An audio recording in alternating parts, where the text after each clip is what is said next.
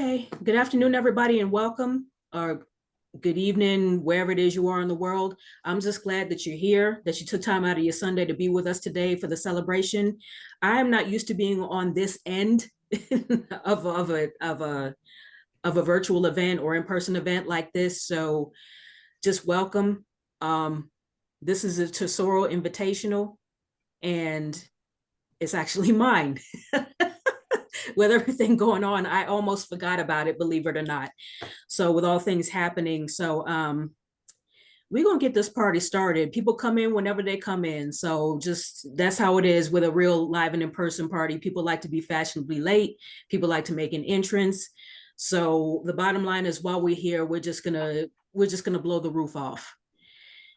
And I have an amazing, tremendous squad of fire singers. I don't want to say backup because everybody's just spectacular in your own right. But I thank you for, wanting to celebrate with me and lending your giftings to this audience and to the atmosphere and just making sure that your voice is heard because that's what we griots do. We make people uncomfortable. And if you are uncomfortable, then that means we are doing our job. But as it also, I've told people who have received my book, those of you who have bought it, thank you so much, that, we're here to shake the atmosphere. We're here to make you think. We're here to inspire you. We're here to motivate you. And as I wrote in my nephew's copy of my nephew's book, may it spark a revolution. However, I don't know. I'm a little iffy on the bond, on the bail money, but we can make it work. I know people. So I'm just Brooklyn in the house. Our newest Tesoro member. Welcome. I hope you come to New Mexico in September because I ain't met you yet. So Hello, hello everyone. Um, I'm trying. It's not for lack of want. Trust. yes, ma'am, I understand. But I know you from Brooklyn, so I know you can make things happen. Okay. That's a lot of love coming from somebody from the Bronx. So, just it's all love. Okay. So let's see. Auntie Teresa, if you're ready, I would love for you to kick it off for us and grace us with your voice. Okay. I told you I was Thank you. going to last. That's all right. That's all right. Thank you for inviting me. It's good to be here with all of these beautiful ladies and gents. And I'm going to read a couple of pieces from my book, Come Egypt, and then I'm going to read two or three relatively new pieces from the manuscript I've already been working on and started back working on again. The first piece is called Against the Sun.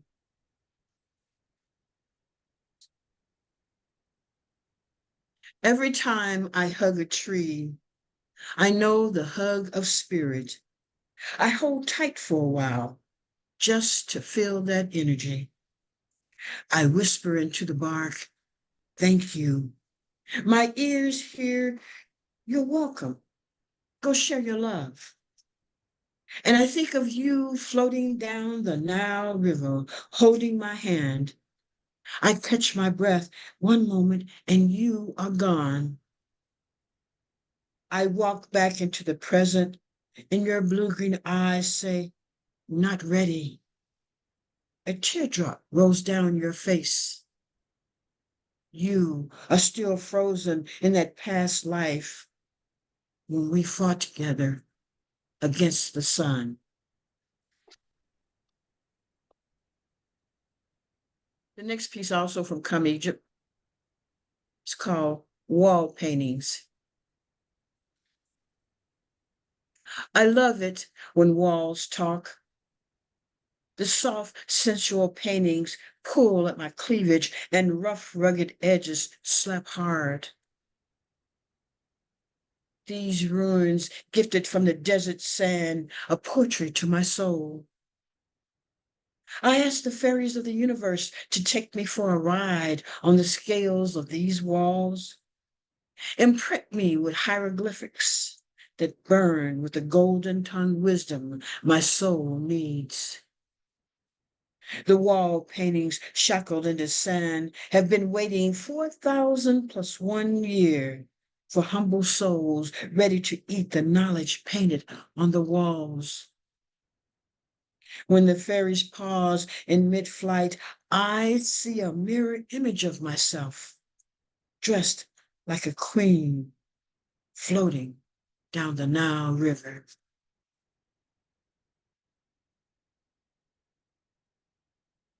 And I was working on another book before I got sidetracked into Egypt, which I'm glad I did, actually. It was quite an experience. And I'm back to that writing. This is probably going to be my major work because it gets heavily into the spiritual side of me. This piece is called Release from the Wheel. My kisses ride in a boat downstream to no ending. A ripple rolls over your chest. When I look at you, your smile is like barbed wire waiting to shackle me. I want to run, but my legs refuse me. I love too intensely, always caught in a slow burn. I must learn the art of detachment to rise from shackles of grief and pain. I do not want to engage any more mourners knocking at my door to rub pain on my heart.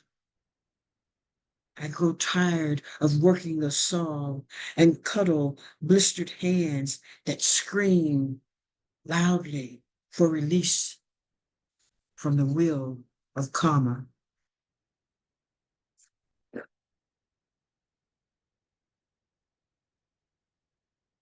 And the next piece is called Naked Love Spears.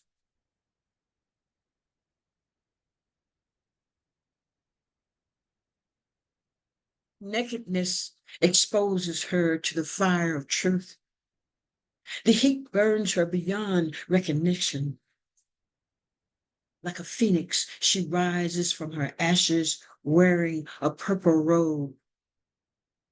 She writes the rain into her story, absorbs the moisture to soothe the heartburn of memories in her bosom. When she spreads her wings wide, light floods her space in golden waves. The radiance lifts her off the ground.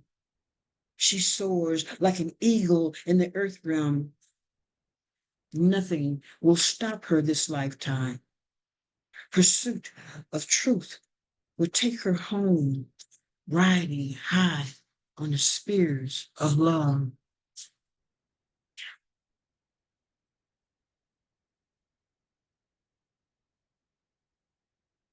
I had to write a piece for my anthology, monthly anthology that I'm a part of with my publisher, and we were supposed to address Langston Hughes, who is one of my favorite poets. So I thought I'd share this poet, and it's a letter to Langston.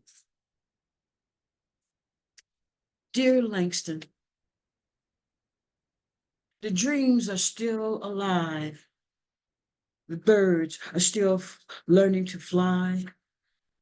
Hope has eternal feathers that fan the flames of motivation. Children of the night are beginning to learn their history.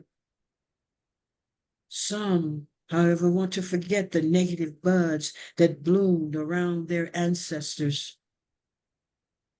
The good, the bad, and ugly of technology has created a revolution across the planet, and the children learn new ways of massaging the earth with pain.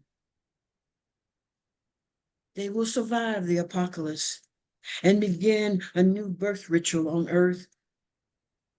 Perhaps you and I may see from the heavenly planes if they can heal from broken pieces and embrace the unity that's needed across the world.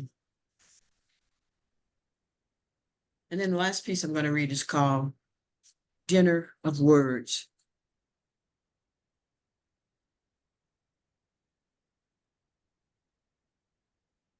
Cup your lips around the words. Chew slowly to experience the full flavor.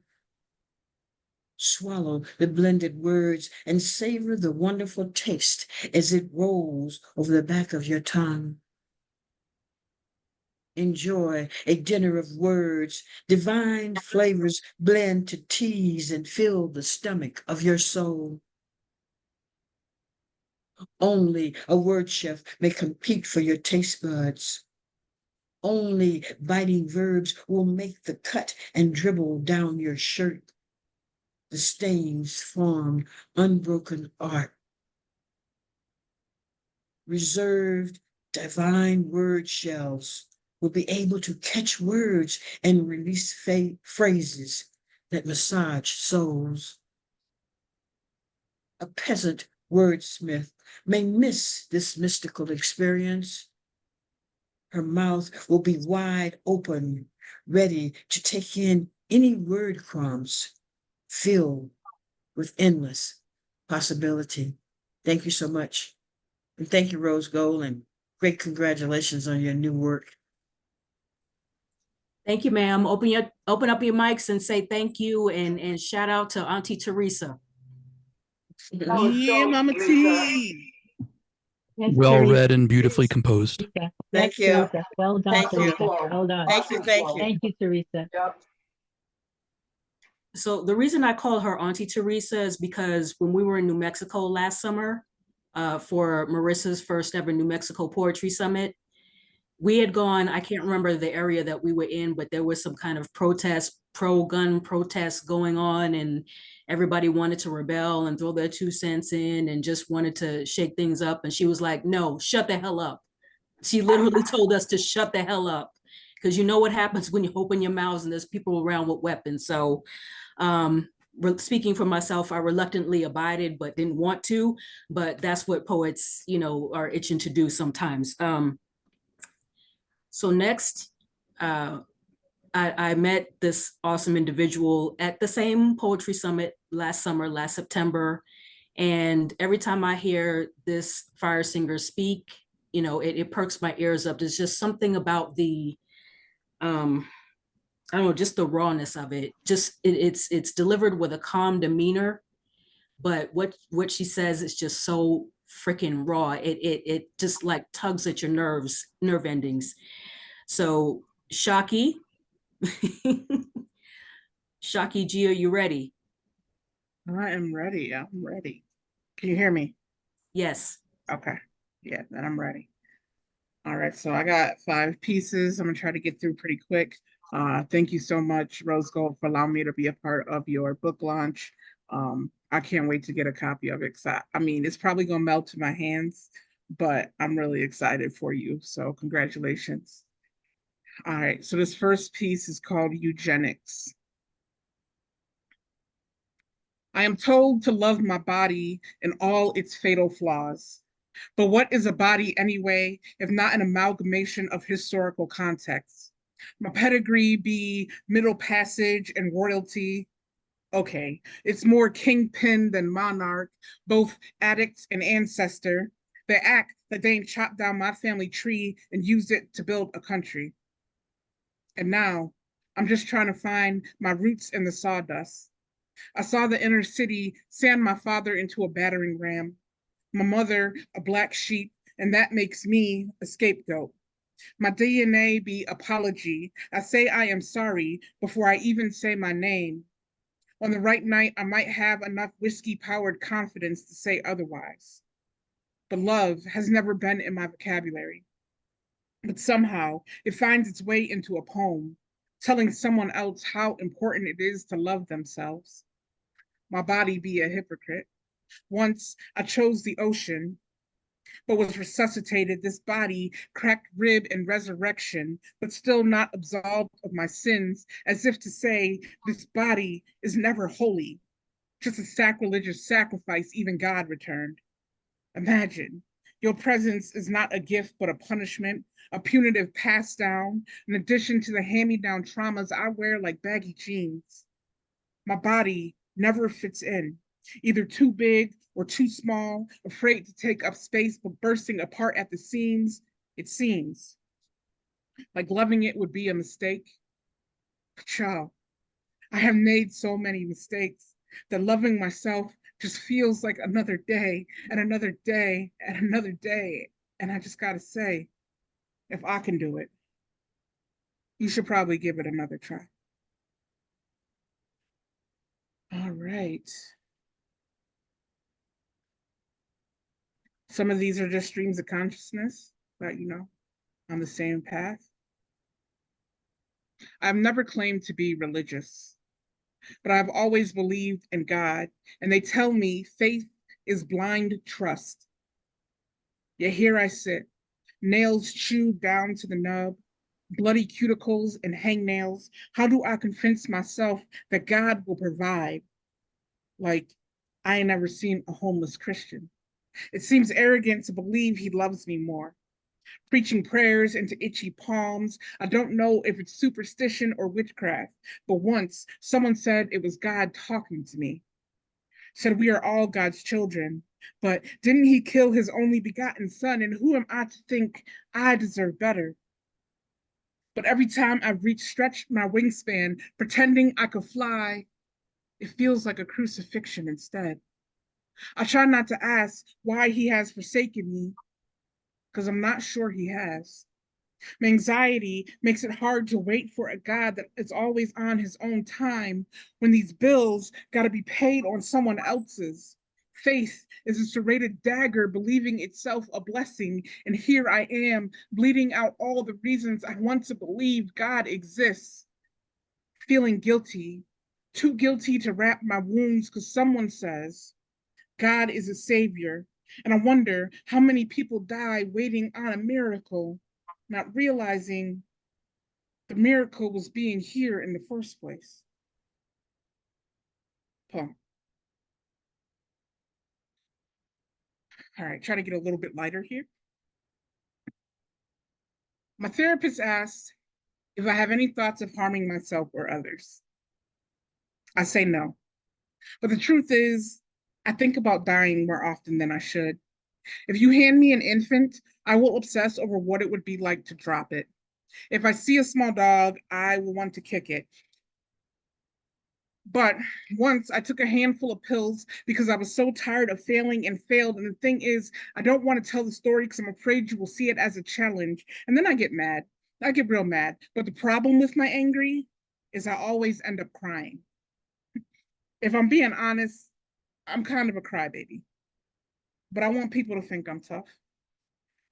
I have an identity crisis because I'm as dark as 11:50 p.m. and people still say I'm not Black enough. Once, my friend said, well, you could just be the Drake of poetry, and ever since, I've been trying not to. What I mean is I'm really good at delaying my success. I'd be out here blocking blessings like Matumbo, and since we're talking basketball, I almost never shoot my shot, but I blame women for my being single. I tell myself they couldn't love me more than my mother does anyway. There's so many ways to harm yourself. Falling in love is probably the worst, and I'm not sure my therapist will agree. So when she asks, I just say no. Um, two more. If I go over time, just Apollo me with the cane or whatever. Last week, a man opened a door for me, and these lips did something they don't do often. Pause. I can't remember the last time a man offered me kindness. Like chivalry is reserved only for the women they want to fuck. All my guy friends say pause when I tell them I love them. Ain't sure how to feel when I cook them a meal. Remind me the way to a man's heart is through his stomach. Like I ain't driven down that road before and turned right where he had me fucked up.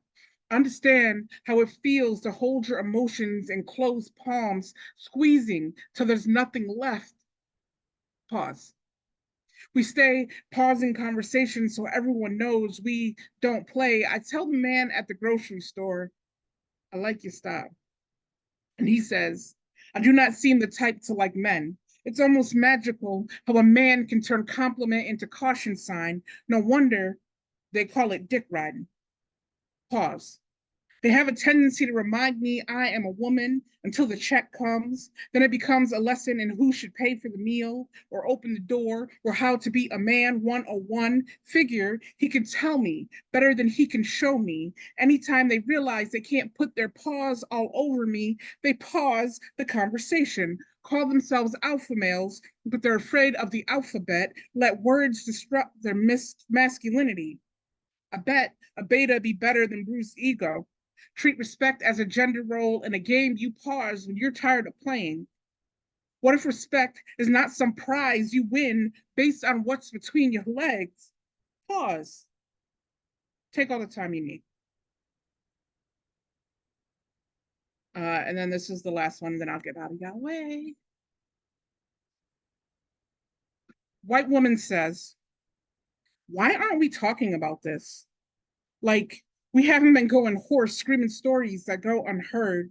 Like selective hearing is our fault when her privilege speaks louder. Sounds like, why are they hungry? There's so much cake here. Bodies layered like red velvet and German chocolate. There's so much cake here.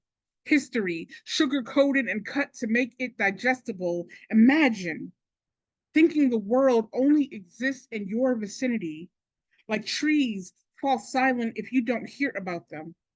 I guess deforestation is a myth too. Chainsaws, a conspiracy the trees came up with. Maybe if they pulled themselves up by the root, they could grow like you. It doesn't matter that your grandfather was a lumberjack and my grandfather was a sequoia. Maybe you don't speak tree, can't interpret the trauma circling the rings in our trunks. I guess if you could, you would. But just yesterday, I heard you crying about the splinters in your feet, standing on top of our wedding cake bodies, renamed it Foundation, and swore we asked for it.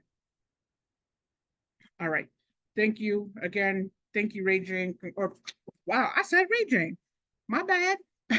Rose Go. And congratulations. I'm very happy for you. Open up your mics and show your love for Shaki G. Shaki, my God. Shaki G. Go Shaki. So happy. Good job. Well done today. Excellent, thank you. You're Can I well just done. say, Shoki G, you would never get caned at the Apollo, ever. That part. Oh my God. I could not say it enough. I didn't know what else to throw up there. That right there. Shocky, you already know. Yep. You know. So you see one by one, as you hear each fire singer, you understand why I selected them. And honestly, if we had all day, I would have selected a few more, but you know, they're only but 24 hours in a day. Otherwise, this would have been a full-blown invitational. Speaking of which, one quick commercial before we go on to the next fire singer. If you saw the flyer, you know that this is a Tesoro event. If you're not familiar with Tesoro, it is an international women poets organization. It was created and founded by Madame Tesoro, as I often call her, Ms. Stacy Dyson. It was created to be a safe space where fire singers, women fire singers, could just flow and go and be and exist and live and motivate and set the world on fire.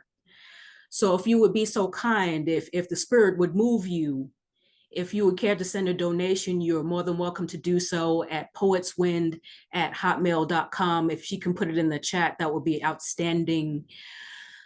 Yeah, let me gather myself for a second. It's been a week. And while I'm thinking about this week, I'm thinking a lot of people in this chat have probably experienced loss. Not to bring the mood down, but this is actually a celebration. But earlier this week, I lost a really good friend in the community. Her name was Vanessa Little.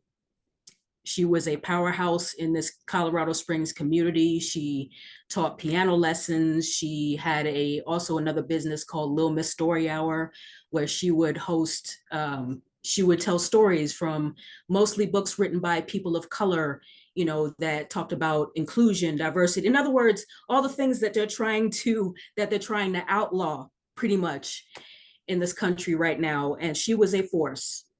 There were times where she didn't feel that her work was appreciated or even in some cases respected.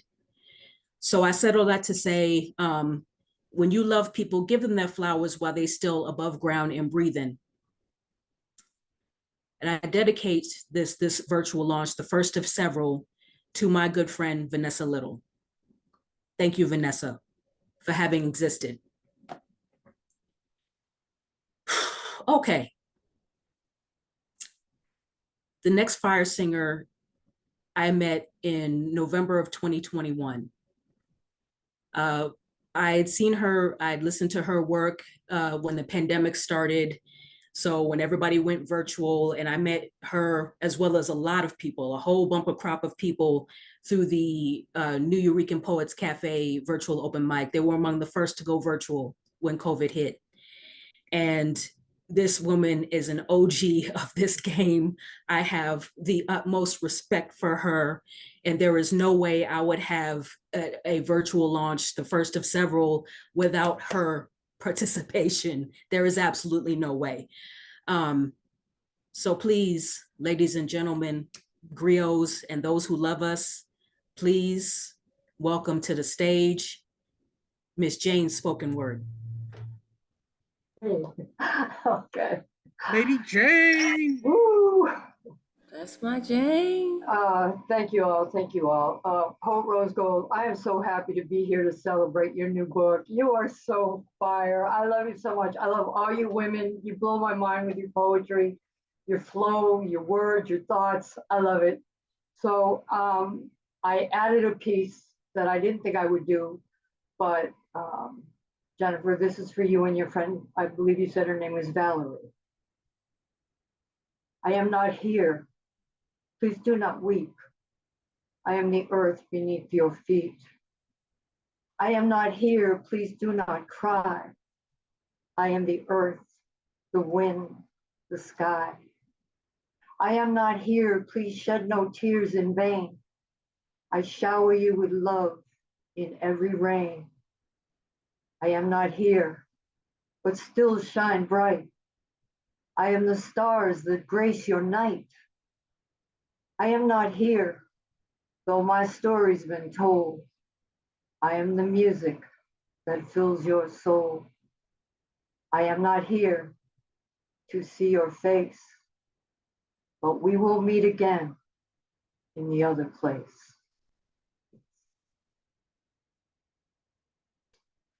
This next piece is a pretty new piece. It's, I like it. I like it. I've been trying to write different besides just, fuck you politician shit.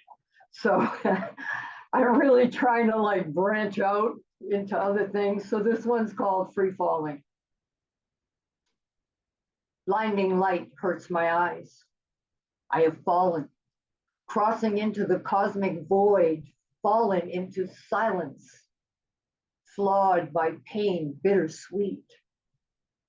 Down the rabbit hole of a stolen heart, wasted in the shade of your goodbyes, yet still longing for your touch upon my flesh. No option to exit while I am drowning, gasping for breath. Blinding light reveals no relief. I whisper in anguish into the void, only to collapse into dark shadows of forbidden dreams.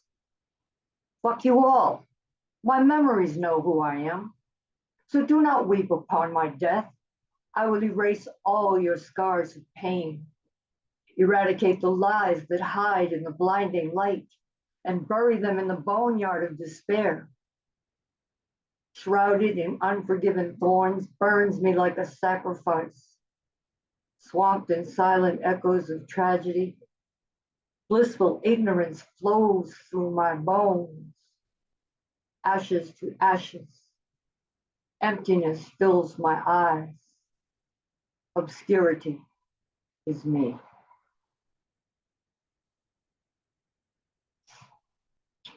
This one I wrote after a little boy that we all knew got shot in the park for playing with a gun. It's called A Walk in the Park. Isn't it a shame that Black folks are safer when they walk in a pack? Avoid a trigger gun bullet in the back. Fuck your AK-47, your killing machine, your deadly weapon, spewing Godspeak hateful venom on your great white way to heaven. A finger on the trigger. A time has come to stop the gun. No more false narratives spun. What if the dead one was your only one? Gunned down in a rush of blood, face down in a pool of mud, drowning in tears of human floods. A tender voice calls out in the dark. A little boy died alone in the park. Blue man extinguished forever his spark. A finger on the trigger. A child can't be blamed for playing a game. Say his name. Say all the names whose spirit remain. Who do we blame when political games are played for monetary gain? Time and time and time again they prove there is no heavenly golden rule. When the cruelty of ghouls makes laws a personal tool and use the gag rule to make us the minuscule fool, shrieking anger to hide their fears, ignoring the river of injustices, tears. Why are humans so full of hate? I suggest this is not the time to obfuscate. Inequality is a weight we work to annihilate.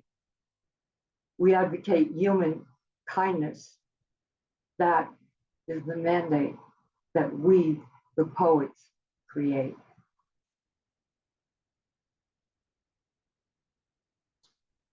Then another one I wrote after conversation with my sons, calling 911.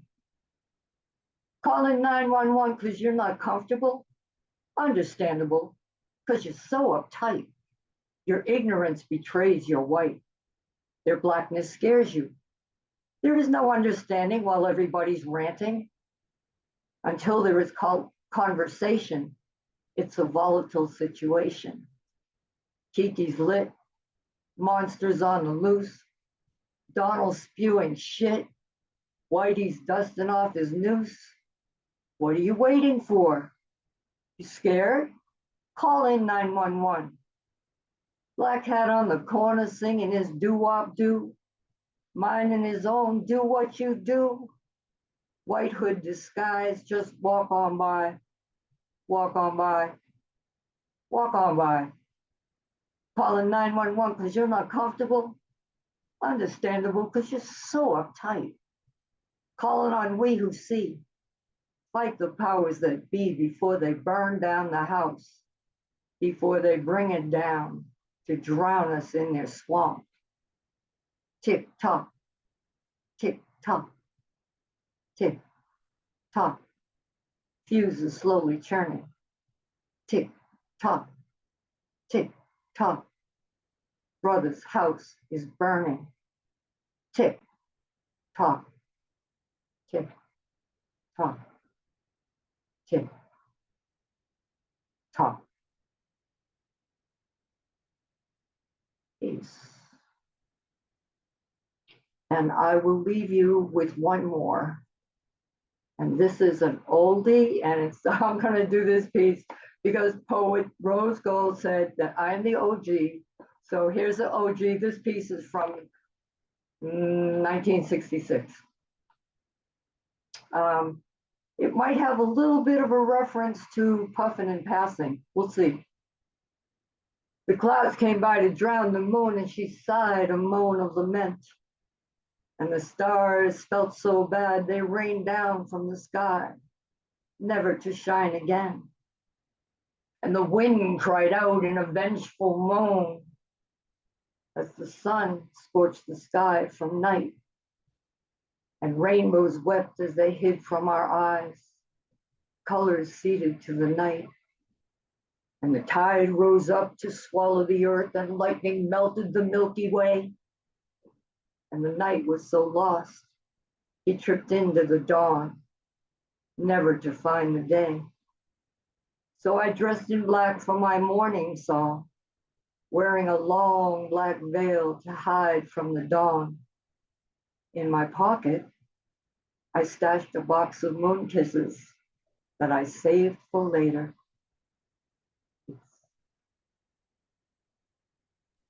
Thank you, Rose Gold. Thank you so much for inviting me today. You're my heart. It was my honor. It was my honor. Your presence always does it for me. Okay, open up your mics and just show your love to Miss Jane's spoken word. Let's go. Yay, Woo! Jane. Hey, Go, you go, girl. done, Jane. Get it. That's my Jane. Good Great to job. hear you, Jane. We Really James good to hear brought the you. house. Thank I'd you be again, so everybody. happy when Thank you, both my Rose Janes Gold, are and in the room. congratulations on your book. Thank you so much. I just have to say, I'm just looking at some of the lovely faces on here today. So DMW, I'm so glad you're here. And Rachel, Rosalie, thank you for pulling up. I greatly appreciate it. Rich, I love the fact that you're always on screen in black and white. It's just that dramatic effect. I love it. So that is so great. I like to cosplay as a 1950s broadcaster. Okay. All right. Awesome. All right. Whoo, chow. I got to take a breath in between each set. Okay. All right. That's 3 out of the 4 fire singers that I've invited to be with me today to help with this celebration. Because I'm walking on air right now. I need somebody to carry me. I need to float. With this next fire singer, I also met her through the New Yorican circuit, you know, when the world shut down and everybody went virtual. And the first time I heard this sister's voice, I said, God damn it, we need to be friends. it's not even optional. So I had to ask her. It's only made sense. The lineup only made sense for her to be part of this. So yeah, Professor Tesoro, thank you for being here today. Another poet I greatly admire, a teacher I greatly admire. Thank you for being here. So you all know who I'm talking about. So ladies and gentlemen, without further ado, we otherwise call her Thunder Lung, but give it up for Ray Jane.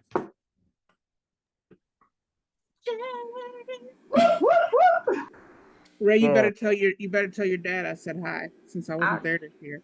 You know I will. You know I will. Peace, family. Peace, family. I am so excited to be in the room. Rose Gold, you are such a phenomenal artist. Like, not just a poet, right? Because a poet is a beautiful thing in itself.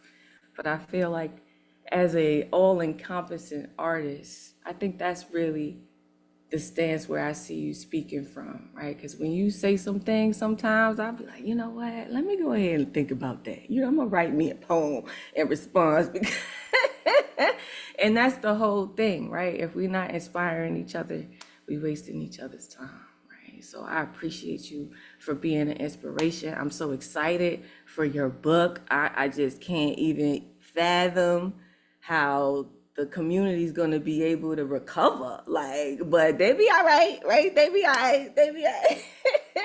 So in that same vein of all the things that I think, or some of the things, right? Because you're so much more than any list I think can encompass. But some of the things that I love most about you as a human being and as a Tesoro poet, as a poet in general, as a powerful Black woman, right? That's what I'm picking from my stock from, okay? So I hope that this offering blesses you because you bless me. And I'm so grateful to be amongst all these fire singers. I feel humbled. All right, so let's get into it, huh? All right, so first piece is out of the notebook. So you already know, right? I don't have no name for it, but we gonna go with it.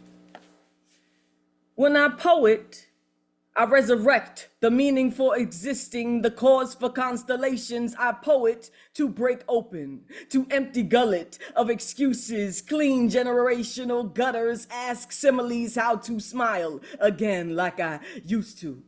Not always gathering to form, often misshapen on purpose. I poet to kick the chest, to declare that I am indeed the embodiment of every deity that I am speaking and sparking and Spartacus. All of us, one in many. I poet to combine and detoxify, to comb out the pests, to wash this lung in Epsom salt, fresh petals, inks, and pens in my moon bath. I poet because of this. All right. That's the first one.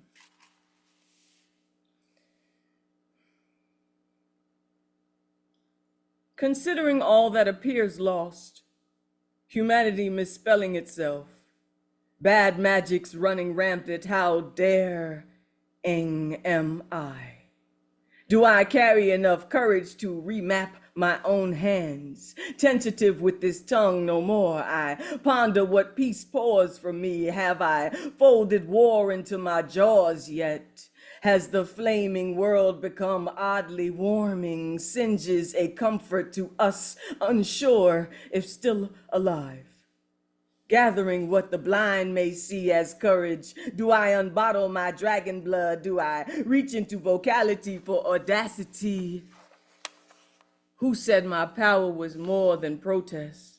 Who said I ever had to be more than a willing open mouth? The considerate shall inherit the earth. I shall converse about out loud the myths I used to consume, the fallacies of powerlessness that emptied our full bellies.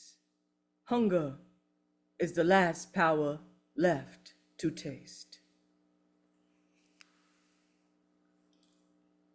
All right, we're gonna keep on spinning. Peace to the soul and existence of your friend Vanessa. Thank you for lifting her. As you say, many of us are losing our most precious. I also have lost. And I join you in the healing that requires, in the time that it takes. This is for my grandmother, the original OG, Roz, if you're saying her name right. Her birth and breath came slow now, staccato.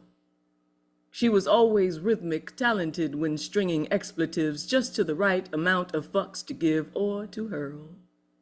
She kept a fifth of Jack and a 45 on her tongue, also strapped, bladed. I watched her barricade herself in the no I hadn't learned to love yet. The monitor screen through our silence reminded us hope also had a timeliness. She appeared to slumber, as all mama bears eventually do, tired, hair that was never amiss, a mess. Gangster receding, her exhale, now a sad procession.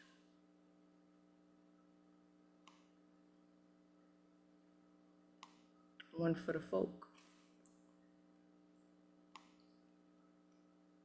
Oh nah, that ain't my name. Yes, it has changed hands and mouths over many moons and landed near, but never quite covering me properly. Me and this skin been many things.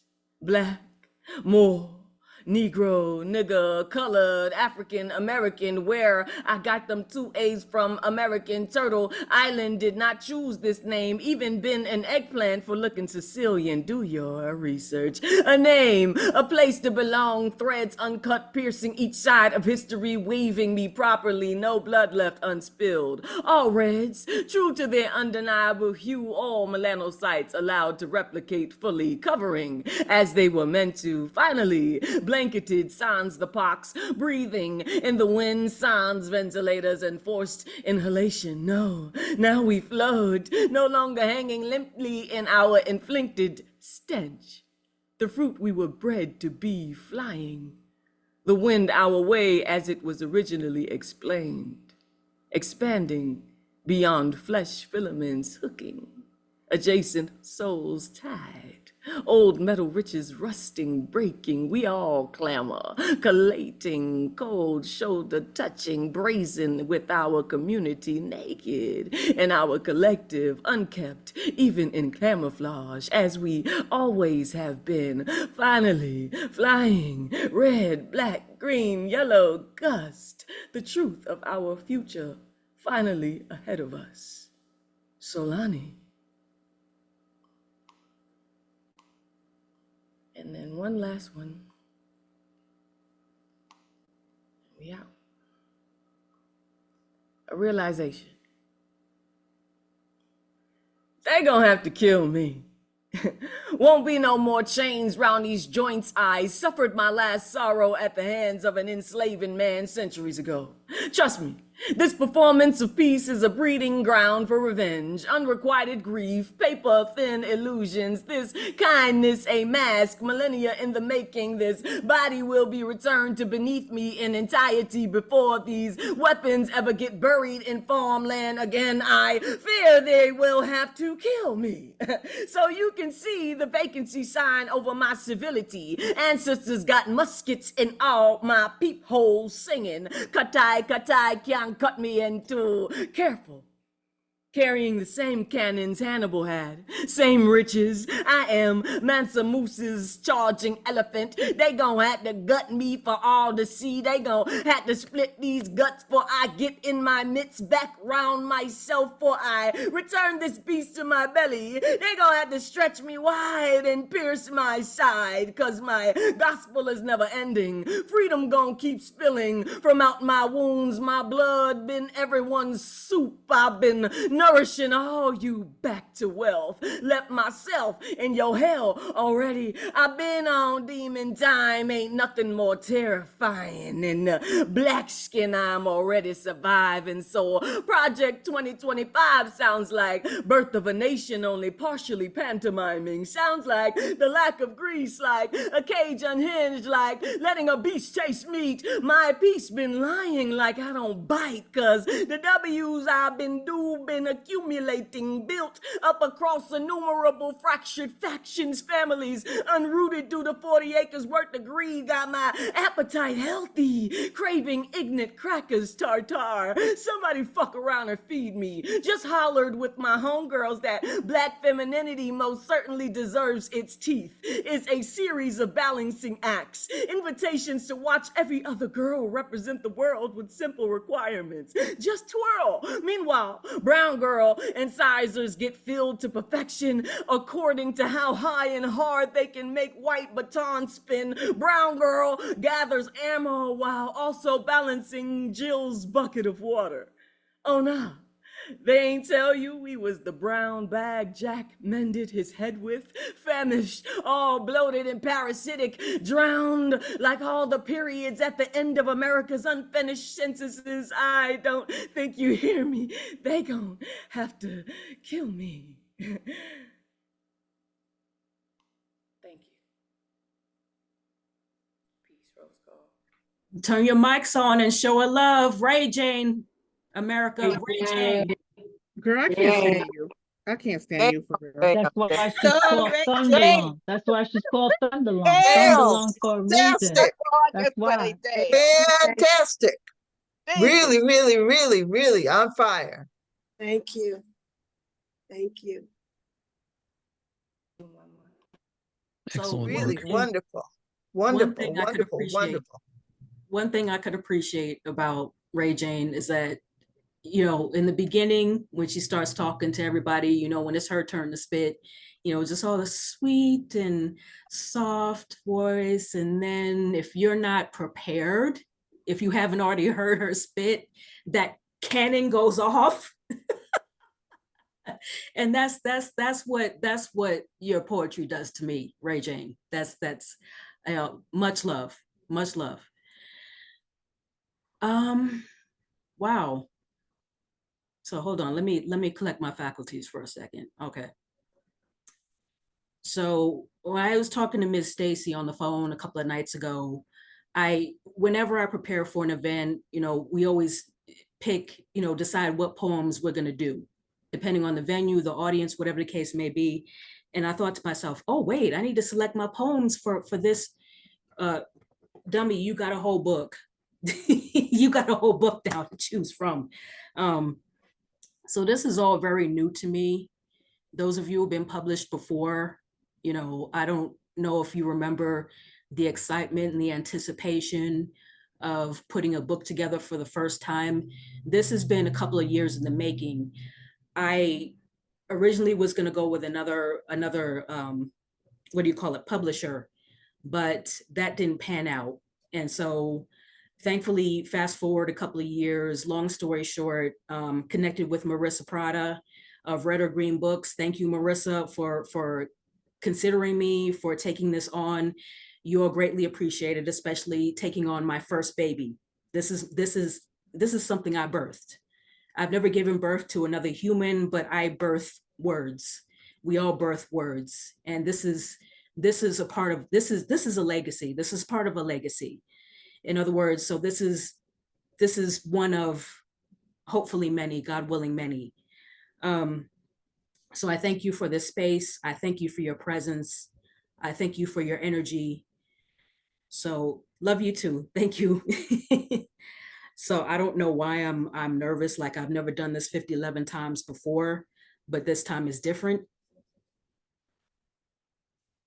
So with that, I'm going to say, you have the right to spit fire. Anything you say can and will be used to burn blasphemies to the ground. You have the right to live life free from generational curses. If you cannot afford these yokes and burdens, feel free to leave them at the foot of the microphone. So this book is called Poetry as a Love Language. But first, let me tell you something. The reason behind that title is because I do believe poetry is a love language. You've heard of the 5 love languages before. I feel poetry is the 6th. And that is a love language not everyone can muster, not everyone can master. So those of us who are gifted with the ability to speak, the way you spit poetry is the way you spit poetry. No one can take it from you. Don't try to be like somebody else. Please do yourself a favor. Don't try to be like somebody else. I know I'm preaching to the choir, to this audience, but I feel the need to say this. I didn't give you your voice. It came from a higher power. So use it in the way he saw fit for you to use it, and just everyone else be damned. Okay, I'm off my soapbox. No, I'm not. So the first piece from the book that I want to share with you is probably only my second time sharing this publicly. I wrote this way back in 2001, a couple of weeks after my dad passed away. His name was Joseph Yancey. He was a Jersey boy. He was a diehard Knicks fan. If you were a Knicks fan in the 90s, you definitely died hard. 2 for 18, John Starks. Anyway, this piece is my dedication to my dad. It is called Written in the Sky. Mine eyes have seen the passing of another sunset, giving way to successor twilight in its celestial pearls. I see you, Dad. You're a star now, illuminating the road to forever. Show me the way to Alpha and Omega. This world is lonely. Daddy's little girl is merely a big baby without her right arm. No one to curse our valiant boys in blue and orange. They traded Chris Childs the other day. There is no balance in my constitution, as a fraction of my spirit left all time and space, cradled in the bosoms of cherubs. Emerald owls saw Stevie's inner visions, amaretto hued, easy like Sunday morning. Danced with rubber band man, sallied forth through earth, wind, and fire, flourisham shod, creased, cuff-linked, labored until the edge of night under the cloak of nocturnals. No need to look beyond the horizon to find you. Here is your success story. You didn't make it to the mountaintop, but through me, you'll reach the apex. So it is written. And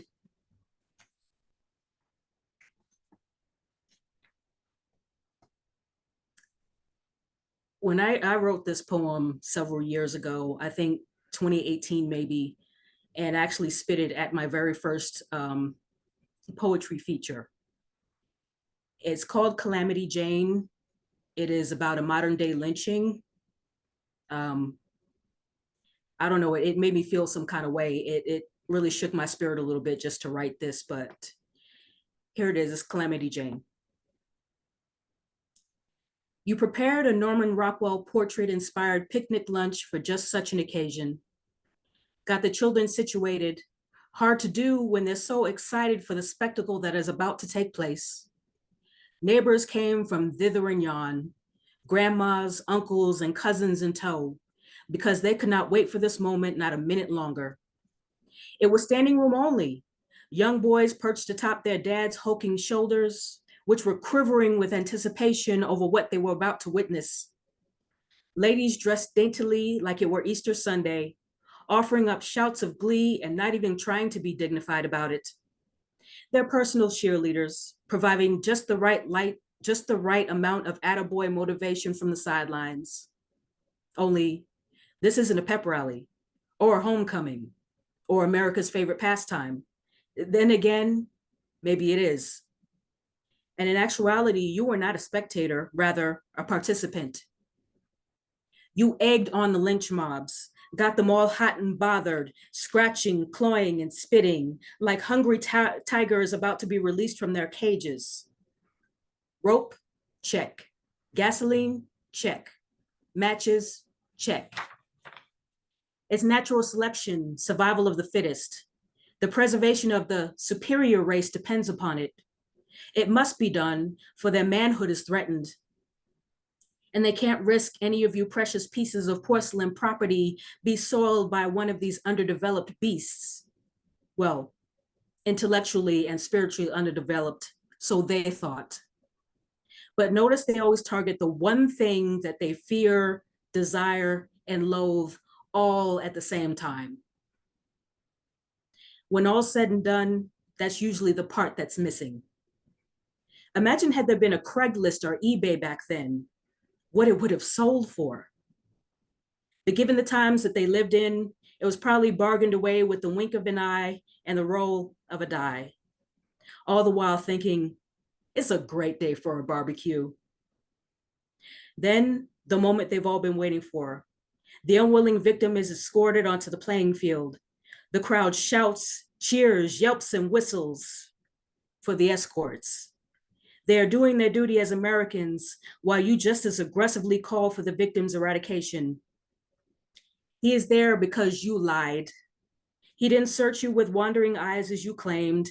In fact, never even gave you the time of day. And because of you, this is the last time he will ever see daylight. They're belligerent, feeding off the energy of frenzied crowds. It wasn't enough for them to just hang him and watch him struggle for breath. The more he thrashed about, the tighter it got. Then there's the blue-orange flicker, growing bigger, hotter as he is set alight. Blood-curdling screams rise to the heavens, where only the angels are weeping. The flames singe his soul while it frantically, unnaturally flees from his body. No one is aghast at this exhibition, no outrage over this murder, no cries of injustice, no pleas for humanity. Patrons are too busy smiling for the camera as they pose alongside the still smoldering corpse.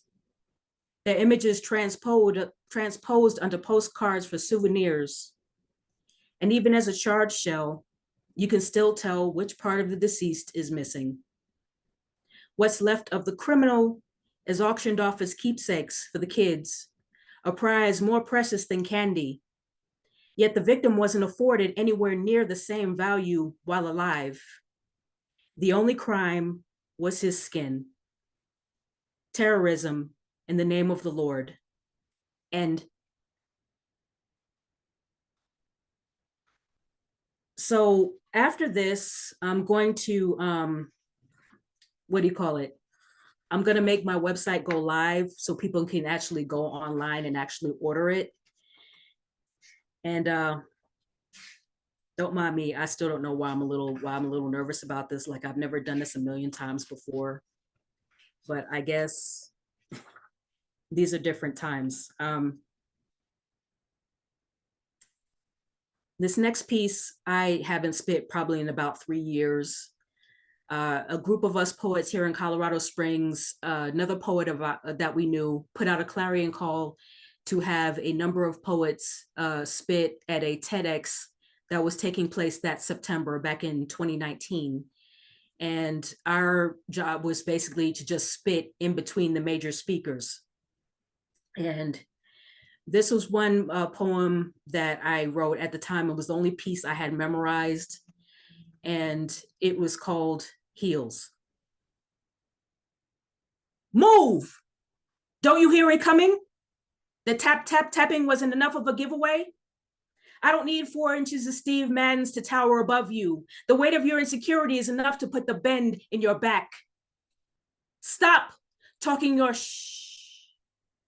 tongue wagging, lips flapping, but nothing coming out of your mouth but hot air. Listen very closely to the 9 West boots as they saunter past, stomping those fragile ego kibbles as they fell to the ground in the form of your salty tears. Please, police up your hot mess. I don't appreciate having to step around these gossip-filled landmines in these cream stilettos, for they were meant to strut, not lodged up your butt. Don't try. You cannot catch my eye. You are not that fly, that you do not have to come correct. Using those tired fossilized lines you pulled off the shelf, getting dust all over my boots of blue velvet. Pick it up. I haven't got all day. I drive barefoot so I can lean on the gas. Can't scuff these patent leather maraschino cherry reds, for I know of other ways I can stop traffic. March. I traded in combat boots for over-the-knee Victoria's Secret, freaky Fergalicious, black patent passion, and sequin sass. And I will use every last inch of heel to blaze my own trail and leave gaping holes in your tall tails like Swiss cheese. So kiss these. Poem.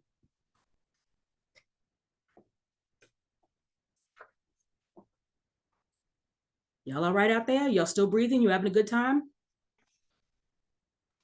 Hell yeah. Okay. Oh, this piece I wrote on the anniversary. Well, I don't like to refer to something that wasn't positive or wasn't joyous as an anniversary. On the commemoration of the 20th anniversary, 20th year since the Twin Towers fell. Oh, and just a side note, the way all the poems are listed in my book, they're in chronological order, in the order in which I wrote them from 2001 to 2022. So this I wrote about 3 years ago. It is called I Can't 9/11 Today. Someone, please fast forward to tomorrow, September 12th, because I cannot 9/11 today. Please, not again with the, this is where I was, this is what I was doing, this is how I felt today. I chose not to change my profile picture. I successfully refrained from posting a long, painful look backward into horrific scenes no cinematographer could have conjured up with the most vivid and psychotic of imaginations. Ripping the bandage off every 365 days from gaping wounds that will never realize the beauty of healing. It's a recurring Groundhog Day, returning me to a year that didn't start off right to begin with. 7 months before the Twin Towers fell, I lost my father. But 6 months prior to that fateful morning, I'd re-enlisted for Germany. Bought myself a German for Dummies book so I could hobnob with the locals in the home of Oktoberfest. How was I to know that just 6 months later, I'd be yelling into the phone at my mother to turn on the TV? She had no idea what was happening up to that point. Even with seeing the horror unfold on the screen, she still needed confirmation. Hurried to the window of her 10th floor bedroom, where the view to Lower Manhattan was slight. The same bedroom window I used as a viewfinder growing up to get a daily glimpse of the World Trade Center. But on that day, they were, in her words, two giant smoking chimneys. Just years before, serving as picturesque scenery from her 35th floor cubicle, the place where she and some of her colleagues would lunch at Windows on the World, and we, as a family, ascended to the 107th floor observation deck to look at the people at the Empire State Building looking back at us.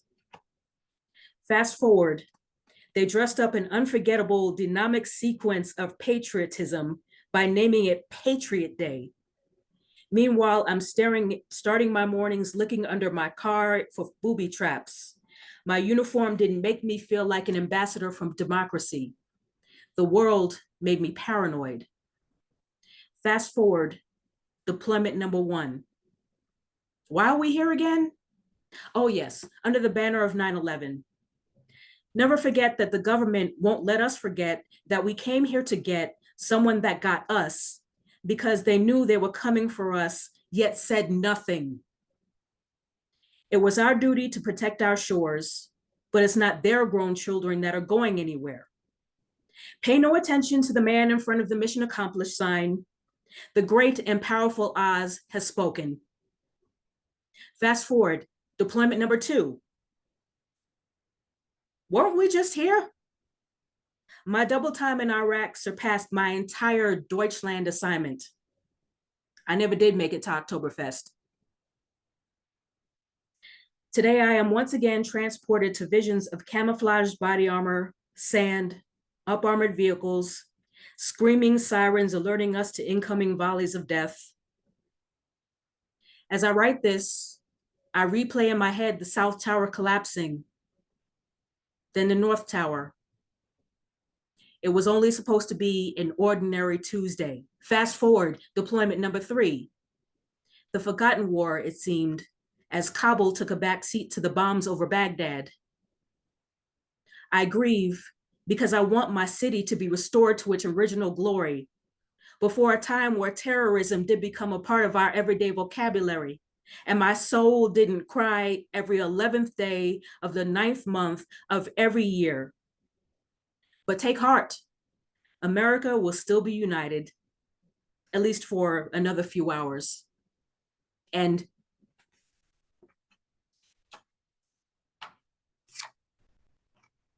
okay. People always seem to get riled up when I spit this piece. I wrote this 2 years ago. I don't even remember what prompted it, but it doesn't matter because I'm glad I got it on paper. This is how to be reminded you're a woman in 30 lines or less. And I could have gone on forever. I'm sure every woman on this screen right now could write a few things about that. So maybe you could add to it one day. How to be reminded you're a woman in 30 lines or less. Number 1, smile. It can't be that bad. Number 2, how come you're not married? What's wrong with you? Number 3, he likes you, therefore believes you're obligated to like him back. Number 4, well, you don't, so suddenly you got an attitude. Number 5, your confidence and assertiveness are mislabeled as aggressive and rude, whereas if you had a dangling participle, you will be regarded as, wait, what's this? Confident and assertive. Number 6, you arrive at a new duty station and immediately feel like someone sounded the fresh meat / new booty alarm. Number 7, you ain't got no man, so you must be gay. Number 8, your name is. Number 9, calm down. Number 10, males can make songs all day about bees and hoes and videos featuring scantily clad females around them while sliding credit cards up and down a woman's crack, but someone does a song about their own bodily autonomy and in praise of the power of their pussy, they're the devil incarnate. Number 11, a Starbucks barista sees your blue ID card and assumes your husband is the service member and not you. Number 12, when two old white men for some reason are irrationally impressed that you can combat park, i.e. back into a parking space. Number 13, you couldn't possibly be a veteran. Number 14, you're too pretty to be in the Army. Number 15, you shouldn't dress like that, or it will distract the men. Number 16, well, what was she wearing? Number 17, and how much did she have to drink? Number 18, society measures your value based on whose arm you're hanging off of and how many children you bore him or not. Number 19, you shouldn't walk like that. It will entice the men. Number 20, you're told in not so many words that you're better seen and not heard. Number 21, someone said respectability equals silence. Me grabs microphone. Number 22, women shouldn't be pastors. Number 23, why? He couldn't have done that to you. He's a model citizen. Number 24, laws are made to destroy any and all control you have over your own body.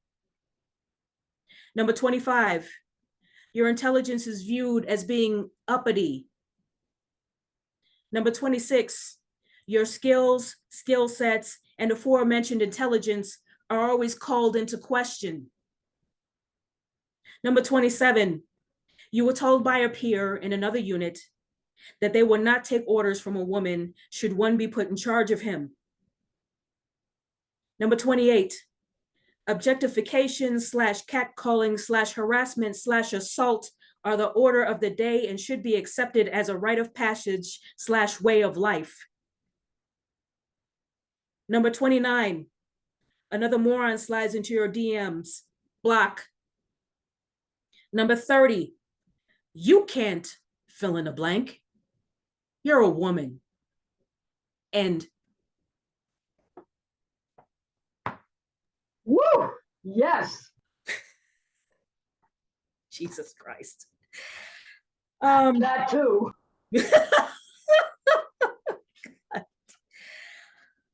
Oh, Jesus. How? Okay. Again, the name of the book is Poetry is a Love Language. But first, let me tell you something. One thing I said down at the New Mexico Poetry Summit last year, I said that I write for you, but I don't write for you. I don't write for you, meaning I don't write to please or impress you. I don't write in a way that where I'm thinking, I wonder if they'll like this, because you completely lose your identity in all of that. When I mean I do write for you is because I want these words to make you think. Like Ray Jane said earlier, I want them to make you think. I want you to feel some kind of way. I want you to spark a conversation. I want you to have dialogue, even if it's something that you heard that you don't like. It's not about liking what you hear. I don't tell you what you want to hear. I tell you what I feel you need to hear, because that shows you that I love you. And these works, is something I said when AJ Houston went live, and I said in the video that, what I want is for 20, 30, 50 years from now, when someone picks up this book, to read it and be like, wow, that's what happened? That's what was going on back then? Because I sincerely doubt that they're going to teach you in school, but yet they want the 10 Commandments posted. I went to Catholic school for 10 years, 2nd grade through high school. I don't remember the 10 Commandments being posted anywhere. I don't know. If you went to Catholic school too, help me out. I don't remember seeing the 10 Commandments posted everywhere, but we can't learn the truth. All right, got it. See where your priorities are. No 10 Commandments. Kindergarten through high school, no 10 Commandments. Thank you, Lady Jane and Shaki. I see you. Whew.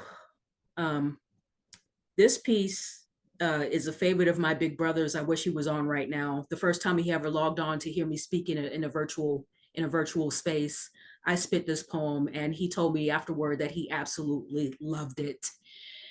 And that meant a lot coming from Big Bro. He's a boomer, respectfully. He's 19 years my senior, so when he graduated high school and went to the Air Force, that was I hadn't even been born yet. But this poem was brought to you by the letter P. Pardon this interruption. Good evening, Mr. and Mrs. America and all the ships at sea. Newsflash, our planet is in peril. Perplexed? Ponder living in a perpetual state of panic previewed as prey by persons who painstakingly pursued you as their favorite pastime. To them, it's a constant state of play, a simply puerile state of mind. Plainly put, their persistence pushes them to be persuaded by their perverted sense of pride.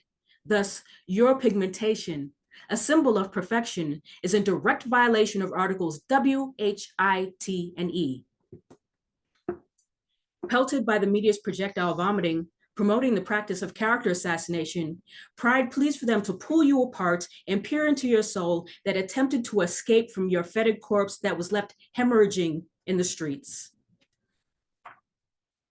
Punished disproportionately in the classroom, trauma in the pre-K. Palpitations riddle the hearts of chocolate cherubs portrayed as pint-sized felons in waiting, pursuant to the school to prison pipeline. So you see, all is going according to plan. Yesterday was the day to start practicing your Huey P. Black Panther pistol grip. Today is not the day to lose your religion, but to start planning insurrection and revolt and to purge patriarchy like the pussies you are plucked from at birth. The time has passed for the peacemaker. We no longer seek reconciliation from those who purloined our persons and property. Where is your passion? Did you use it all up for the pledge? Well, make a pledge to your own self that you will not go quietly into the night, paralyzed into inaction by fear. Instead, quicken your pace. Pass me the mobile so we can record the furious styles of a millennium revolution, pulsating in a fevered pitch. Then pause for effect. And so that one line, or well, two lines in particular, I want to point out, that attempted to escape from your fetid corpse that they left hemorrhaging in the streets, that was referencing Michael Brown, when his body was left out there for 4 hours, disrespected, exposed to the world after what this pig did to him. So that was referring to him. And I wrote this poem like at the tail end of May 2020. So obviously it was before the January 6th insurrection. That's why I can't stand mentioning the line about, planning insurrection and revolt, because it's not referencing that. It was written a year before. So yeah, but that's, as some of the poets say, that's that piece. Oh God.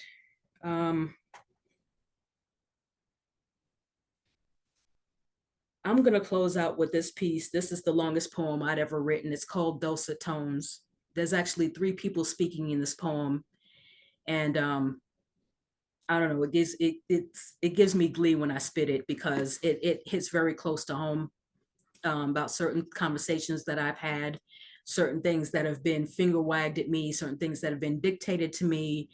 And so the opening is their voices talking to me, and the end, it closes with my response. This is Dulcet Tones. Your propensity for vocalizing is quite surprising. You must be one of those magical ones they always talk about, such a rarity, like a unicorn, or a comet that comes around every 75 years. However, it would be much appreciated if you wouldn't be so communicative. You might make them uncomfortable with your aptitude and articulation. See, they're not used to feeling less than. I'm sure you understand. Those big words take up too much space. Please limit your commentary to a 1-sentence maximum, lest you be seen as trying to dominate the conversation they were never personally invited into. They have to have the answer for everything to pacify the lie that their input is always welcome, needed even. Those flesh tone Mary Janes are a bit much, and even more extra as you're walking into a room like you own it. Colonizers don't like feeling as though they're being conquered. That's their job. Don't make any sudden moves. Despite that, being a creative expression is par for the course. Be very aware of your eye contact, which could be misconstrued as threatening. The furrow of your brow and the wrinkle of your forehead might indicate discontent. And please do take care to not raise your voice 1/8 of an octave. Then you're yelling. Speak easy. You don't want to trigger their fragility. This technique actually lets them think they're in charge. Shuck and jive and laugh out loud. It'll relieve the awkwardness in the room. They like being entertained. And if you can tone down your attire because you dress every day like you're going to church, that would be most excellent.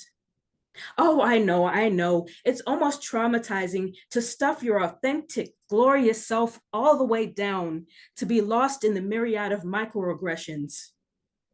They already profit from the identity stripping industry, yet have the gall to not even leave a couple of dollars in your G-string for all the pain and suffering they impart. Yeah, you're not really like the others, except maybe when you're actually talking. It's very difficult to read you, so kindly refrain from your continually opening your book of life you call your individuality. Always remember the 4 C's: cape, cosign, coddle, and capitulate.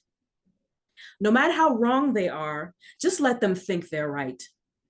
Anything else would translate to your becoming aggressive, a belligerent, and that would just be unladylike. Your job is to make them feel you was kind, you was smart, you was important. Whatever it is you're feeling, just swallow it down and keep it to yourself. No use in talking. They don't hear you anyway. You don't want to give off the impression that we're whiners and complainers. Oh, and another thing. You're too light to have that much attitude. While your pedigree is quite impressive, play it like you're the exception and not the rule. They needn't trouble themselves with the pain that there are others like you. So simply play down your Black excellence and Black girl magic in favor of just I. Remember, you're not the only one here. So whenever you're around them, you represent me and all those who are like us. My ability to navigate the Queen's English apparently blew your mind so hard, you had to have a cigarette afterward. I don't enunciate in an effort to frustrate, but if you're feeling less than over some $20 words, that sounds like a personal problem. Funny you would talk about taking up space when you resemble felons who stole entire countries.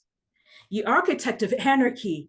It's just like you to promote derision and strife as a distraction while you absconded with the goods. And if you truly think you're in charge, you are just as lost as Columbus was. But I digress. You're just doing your civic duty of not minding your own business and giving useless advice to persons of color when it was never your place to sound off. As my mom would say, well, that's mighty white of you. And no, you still cannot touch my hair. And as for you so-called Negroes, nobody puts baby in a corner. I'll not be grounded by your imbecilic rules, so get your feet off my cape. I represent me, as one of my brothers in arms once told me in the words of Adele Givens, you are such a fucking lady. Oh, and that I season you with too much sass, I pray you pardon me. I will drip drop, drippity drop seeds of Black girl magic all day long. So stop sprouting weeds in my garden. Your listless, lame duck diatribe is making me sleepy, so shut it, pigeon, and let this eagle soar with the speed of a jet plane while I eject you from my cockpit with a one-finger salute. Be gone and trouble me no more. Go train for your oppression Olympics. I'm boycotting this spectacle. Those medals I can live without. My education is my badge of honor. And have you forgotten that Black women are the most schooled, learned, cultivated, erudite demographic on this barren land? Hello, Madam Vice President. Guess I wasn't supposed to say that, out loud. I give you a grade of M for moronic, malcontented maligner of our fellow melanated majesties. Perhaps you can cram this lesson into 6 weeks of summer school that you somehow couldn't pick up in 10 months. Oops, saved by the bell. Please find your way to the nearest one-way exit. This is not a drill. Class dismissed. Poem.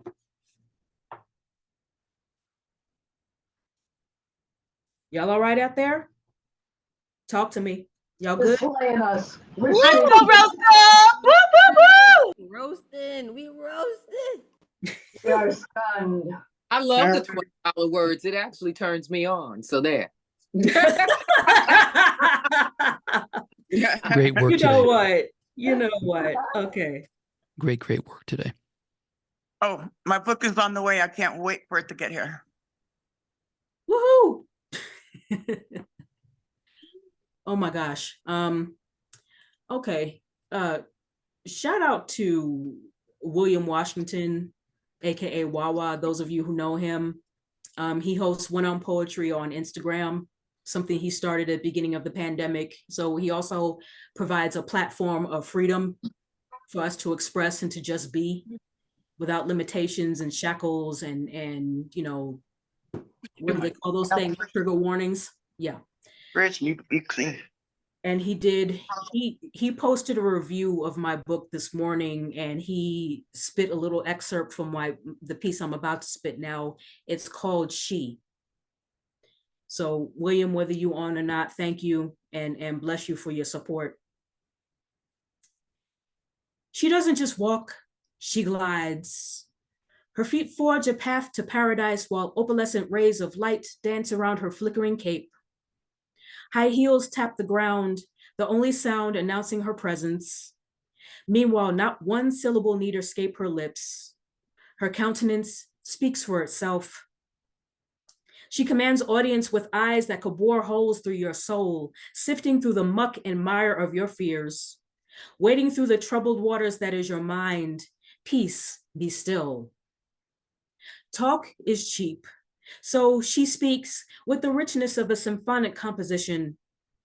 Words ring for those with ears to hear like 1,000 bells, summoning the courage to rise and face the world. Tongue tames the angry heart, unlocks the secrets that imprison the meek, and fills the cracks of broken spirits. Happy is she that the sun shines upon her. Its rays envelop her like a skin, like a cocoon, molding and pruning her until she bursts forth, entering the world with wings divine. She can barely contain her jubilance. She has to share it. This marvelous light, this newfound freedom, a kiss from her good daddy.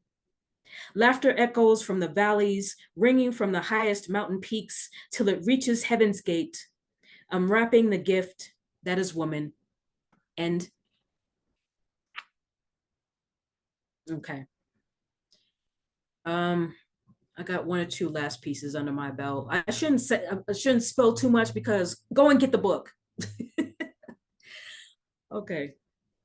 So tell you what, I'll close out with this. This was a Poetry 719 prompt.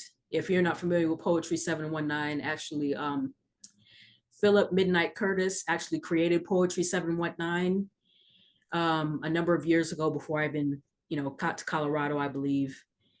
And this was a prompt during one of the National Poetry Month, maybe a couple of years ago. So this is a letter to the last page of my notebook. Dear beloved, I hope you found these lines palatable, essential to your very being. feeling that the very reason you exist was to bring order to this word scramble. They were arranged on this rose-colored papyrus with careful consideration. I know presentation is everything to you. I've tried to serve these stanzas with conviction, lest I be convicted for not shoving oppressors overboard from their errant vessels to drown in my streams of consciousness. I pray that my words entice you, edible enough to ingest into your system and fill you with the sustenance you need to run the race that you were never meant to enter. Should my poeting displease you, and you find yourself choking on my flawed exclamations, please allow me to apply the Heimlich by crossing out the offending terms. Last but not least, beloved, I wanted to express my thanks. You've weathered the storms of my rants, soapbox chants, lovelorn librettos, and acts of contrition. Though I must warn you, the pages contained in this next volume must be just as strong to withstand the fallout from this erupting volcano rose. I am the poet Rose Gold, published author of Poetry is a Love Language, but first, let me tell you something. Continue to bloom. Thank you. Yay, yay, yay. Awesome. Awesome. Amazing. Woo, let's go, Rose Gold. Woo, woo, woo. Well done, Rose Gold. You did fantastic today. Thank you, sir. I appreciate you. Likewise. Oh, and also shout out, before I turn the baton back over to Madam Tesoro, shout out to Rebecca Dreskin Evans. She designed this amazing cover. You can see it behind me. www.blameitonrebecca.com. She got into my head and was able to put this on a cover, and I'm so grateful to her for that. So thank you, for Rebecca, wherever you are. I look forward to meeting you in September at the Poetry Summit. Thank you.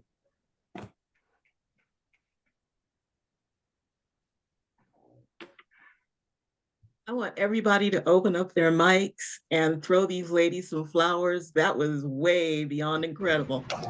Yay, Rose! Amazing. Love it. Yes, Absolutely. love it. Woo. Wonderful, Thank you. wonderful. Thank you, Stacy, Great for job. putting it together. Great job. Great job. Beautiful. Super Congrats, amazing. Rose Gold. Yes. By the way, Rose Gold, if I may offer just a sort of a small compliment. I don't know the last time I had ever heard a poet use one of my favorite words.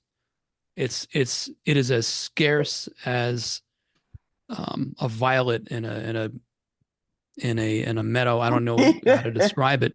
I'm thinking of the word puerile. I love that you had that in there. It happens to be a favorite word of mine, and I hear it so rarely. So thank you for that. Well, glad I could be of service, Rich. Thank you.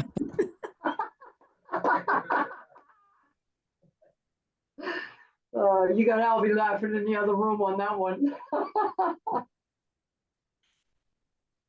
Okay. For all the fire singers who showed up today, either to spin fire or to support, my love, my thanks, my appreciation. You all, damn, you make women look good.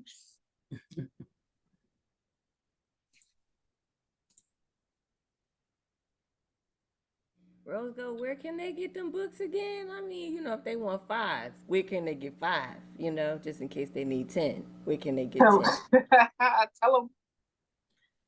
Okay, so like I said, I'm gonna publish the site like right after this. It is www.poetryisalovelanguage.com, and they could order it there. And if not, or if you just want to hit me up directly, I am on Instagram at the Poet Rose Gold, or on Facebook, the Poet Rose Gold, and you could just DM me, and I'll make sure I get you a copy.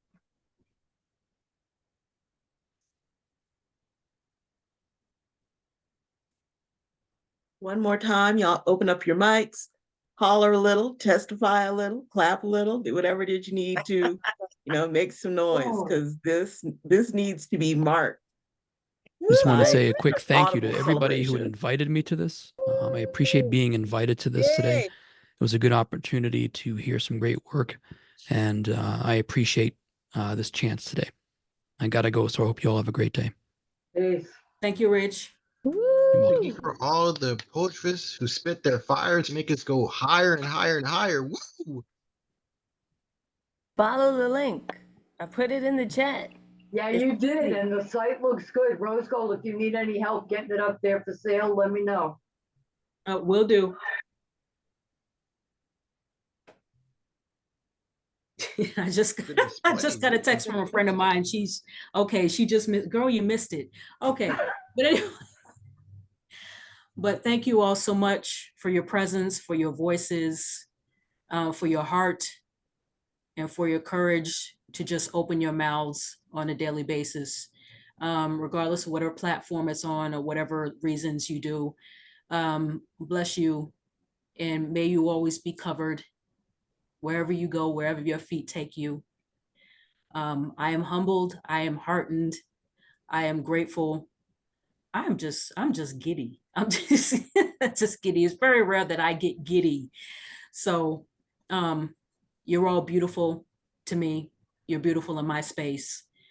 And thank you so much for your support, however you choose to support. I'm just glad you exist. And with that, I bid you all adieu and happy Sunday. Thank you, everybody. That was great. Thank you. Thank you so much. Hit the link.